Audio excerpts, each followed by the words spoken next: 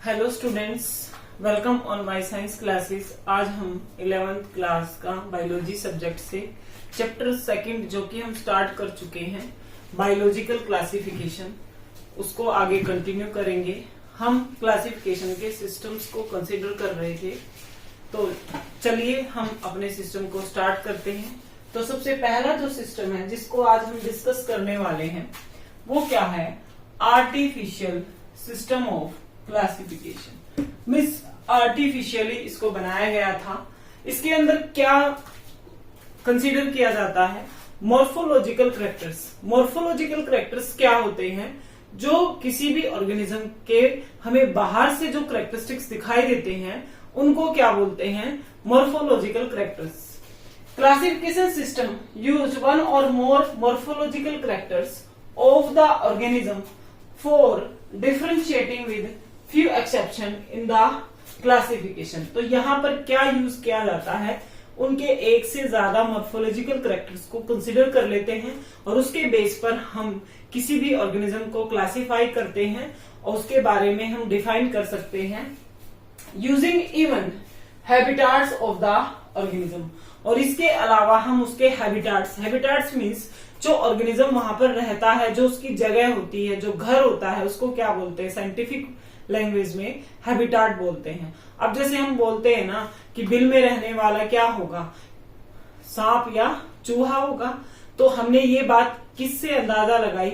उसके हैबिटाट के अकॉर्डिंग हमने उसको बता दिया कि पक्का वही होगा। तो ऐसे ही आर्टिफिशियल क्लासिफिकेशन के अंदर उसके मॉर्फोलॉजिकल कैरेक्टर्स को और उसके हैबिटाट्स को क्या किया जाता है? कंसीडर किया जाता है। तो जो आर्टिफिशियल क्लासिफिकेशन सिस्टम है, use habitat as the basis, उसने हैबिटाट को बेस माना है। ये बात हमें कहां से पता चली? थियोफ्रास्टर के क्लासिफिकेशन सिस्टम से ये बात हमें पता चली। उन्होंने क्या किया था? लगभग 484 प्लांट्स की स्पीसीज को सिर्फ 4 भागों में क्या कर दिया था? डिवाइड कर दिया था। कौन से 4 भाग? Herb, shrub, small trees and large trees. अब मैं 484 प्लांट की बात नहीं कर रही, 484 क्या है? स्पीसीज है प्लांट की, और उन्होंने उनको सिर्फ 4 भागों में डिवाइड किया। किसके आधार पर? उनके हैबिटाट्स के आधार पर। तो ये बड़ा क्लासिफिकेशन का ब्यौरा कि हैबिटाट से हम क्लासिफाई कर सकते हैं किसी भी ऑर्गेनिज्म को। किससे हेल्प मिली? थियोफ्रास्टर के क्लासिफिकेशन सिस्टम से हमें क्या मिली? हेल्प मिली। तो कुछ बिहाफली जो आर्टिफिशियल सिस्टम है वो किसके बेस पर काम कर रहा था? थियोफ्रास्टर सिस्टम के क्लासिफिकेशन सिस्टम के ऊपर काम कर रहा था। उसके बाद इसमें एक बात और क्या कही कि mechanical system of for classification are depend on the selected characters. तो जो मैकेनिकल सिस्टम था उसके अंदर कुछ स्पेसिफिक कैरेक्टर्स को सिलेक्ट कर लिया गया कि ये कैरेक्टर हम स्टडी करेंगे और तब ऑर्गेनिज्म को क्या करेंगे? क्लासिफाई करेंगे। दैट वो कैसे थे? मॉर्फोलॉजिकल टाइप थे सारे के सारे कैरेक्टरिस्टिक्स। तो ये जो सिस्टम था, ये इस तरह की जो क्लासिफिकेशन है, ये किसने दी थी? लिनियस ने दी थी। लिनियस ने क्या कहा था कि हम किसी भी ऑर्गेनिज्म को उसके मॉर्फोलॉजिकल कैरेक्टर से क्लासिफाई कर सकते हैं। तो ये किसका सिस्टम था? लिनियस का सिस्टम था। अब ये सारे जो पॉइंट्स हैं जो भी हमने डिस्कस किया वो सारी चीजें किसके अंडर आती हैं? Artificial system. मैंने आपको फर्स्टली आर्टिफिशियल सिस्टम की डेफिनेशन बताई थी जिसमें किसको कंसीडर किया था? मॉर्फोलॉजिकल कैरेक्टर और उसके हैबिटाट्स को। अब ये दो बातें कहां से ली? आर्टिफिशियल सिस्टम में ये बात कहां से ऐड की? एक बात तो कहां से ऐड की? थियोफ्रास्टर सिस्टम से ऐड की, और दूसरी बात कहां से ऐड की? लिनियस के मॉर्फोलॉजिकल मैकेनिकल क्लासिफिकेशन से क्या की? ऐड की। दोनों को स्टडी करके एक नया क्लासिफिकेशन सिस्टम बनाया जो कि क्या सिस्टम था? Artificial system of classification. उसके आधार पर ऑर्गेनिज्म को क्या किया गया? क्लासिफाई किया गया। तो यहाँ पर हम बहुत अलग अलग प्रकार के आर्टिफिशियल सिस्टम ऑफ क्लासिफिकेशन को स्टडी करेंगे। पहला हमने डिस्कस किया है आर्टिफिशियल सिस्टम ऑफ क्लासिफिकेशन, जो कि 2 साइंटिस्ट के बेसिस पर डिस्कस किया गया। एक तो हमारा क्या है थियोप्लास्टर और दूसरा क्या है लिनियस। थियोप्लास्टर ने क्या बताया कि हैबिटाट्स के आधार पर हम किसी भी ऑर्गेनिज्म को क्लासिफाई कर सकते हैं। लिनियस ने क्या बताया कि मॉर्फोलॉजिकल कैरेक्टर से हम किसी भी ऑर्गेनिज्म को क्लासिफाई कर सकते हैं। और दोनों को मिलाकर जो सिस्टम बना क्लासिफिकेशन का, वो कौन सा सिस्टम था, आर्टिफिशियल सिस्टम ऑफ क्लासिफिकेशन।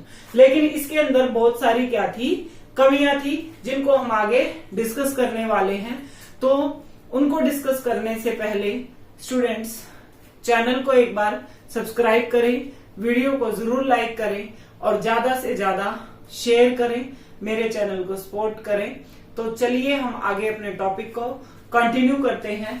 आगे क्या है, ड्रॉबैक। किसकी ड्रॉबैक, आर्टिफिशियल सिस्टम की कुछ कमियां थी।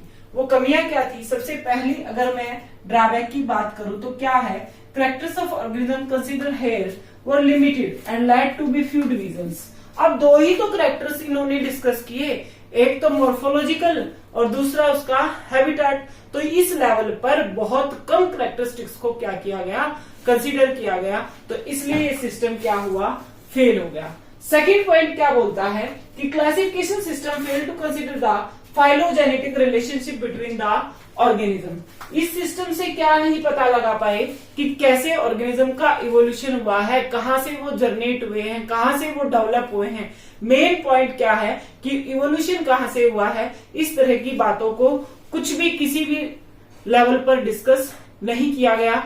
इसलिए ये सिस्टम क्या हुआ था, फेल हुआ था, या कहूं इस सिस्टम के अंदर ये क्या थी, कमियां थी। थर्ड क्या है कि जेनेटिक ट्रेड्स, जो इसके अंदर जेनेटिक ट्रेड्स लिए वो ज्यादा कांस्टेंट, मतलब कि उनकी जो वैल्यू थी वो कांस्टेंट नहीं थी। वो जैसे ही अकॉर्डिंग टू ऑर्गेनिज्म क्या हो जाते हैं, बार बार चेंज हो जाते हैं। अब जेनेटिक ट्रेड्स चेंज होगा तो उसके अंदर बहुत ज्यादा वेरिएबल आएंगे। और वो वेरिएबल क्यों आ रहे थे, एनवायरमेंट में चेंज की वजह से आ रहे थे। जैसे हमने पढ़ा है ना कि जैसा एनवायरमेंट होता है, जैसे एनवायरमेंट की कंडीशन होती है तो बॉडी के अंदर क्या होते रहते हैं, चेंज होते रहते हैं। तो यहाँ जब आर्टिफिशियल सिस्टम के अंदर क्लासिफिकेशन की गई तो जो जेनेटिक ट्रेड्स लिए वो क्या नहीं थे, कांस्टेंट नहीं थे।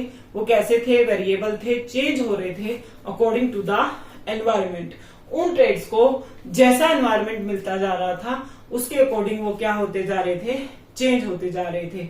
तो ये कुछ तीन क्या थी, ड्रॉबैक थी आर्टिफिशियल सिस्टम की, जिनको ओवरकम किया नेक्स्ट जो हमारे क्लासिफिकेशन के सिस्टम्स हैं उन्होंने। तो जो नेक्स्ट हमारा क्लासिफिकेशन का सिस्टम है वो क्या है, नेचुरल सिस्टम ऑफ क्लासिफिकेशन, जिसको स्टूडेंट हम अपनी अगली वीडियो में डिस्कस करेंगे। तो इसलिए लगातार ये चैप्टर करने के लिए आप मेरी वीडियोस को जरूर देखें। अब ये सिस्टम हम क्यों पढ़ रहे हैं, क्लासिफिकेशन के सिस्टम क्यों, क्योंकि अगर हम एक ग्रुप में ऑर्गेनिजम्स को अगर स्टडी करेंगे, एक ग्रुप में ऑर्गेनिज्म को स्टडी करेंगे तो सभी को स्टडी करना क्या है, क्योंकि सारे ऑर्गेनिज्म अलग अलग प्रकार के हैं, उनको हम अच्छे से क्या नहीं कर पाएंगे, एनालाइज नहीं कर पाएंगे। उनको अच्छे से एनालाइज कर पाए इसके लिए क्या है, क्लासिफिकेशन का सिस्टम आया और उसके अंदर अलग अलग लेवल पर ऑर्गेनिज्म को क्या किया गया, क्लासिफाई किया गया। क्योंकि अलग अलग लेवल पर फिर अलग अलग कैरेक्टरिस्टिक्स को कंसीडर करके हम ऑर्गेनिज्म को अच्छे से स्टडी कर सकते हैं। इसलिए क्लासिफिकेशन बहुत ज्यादा जरूरी है। तो कई बार ये क्वेश्चन आता है कि व्हाई डू ऑर्गेनिज्म क्लासिफाई, कि ऑर्गेनिज्म को क्लासिफाई क्यों किया जाता है, उसकी क्या जरूरत है। और इस टॉपिक से क्वेश्चन ज्यादातर ड्रॉबैक से क्वेश्चन पूछे जाते हैं, रीजनिंग क्वेश्चन होते हैं कि क्या रीजन रहा, इस तरीके से क्या ये सब क्यों हुआ, आर्टिफिशियल जो क्लासिफिकेशन सिस्टम है उसके अंदर मॉर्फोलॉजिकल और हैबिटेट्स को ही क्यों कंसीडर किया गया। तो इस तरीके के रीजनिंग क्वेश्चन यहाँ से पुटअप किए जाते हैं। तो बहुत इंपॉर्टेंट ये टॉपिक है क्योंकि सारी बायोलॉजी इसी के ऊपर बेस है। तो इसको कंटिन्यू करने के लिए मेरी वीडियोस को जरूर देखें। और अगर आपको वीडियो पसंद आई है तो ज्यादा से ज्यादा वीडियो को लाइक करें, शेयर करें और मेरे चैनल पर बने रहें। Thank you for watching my videos.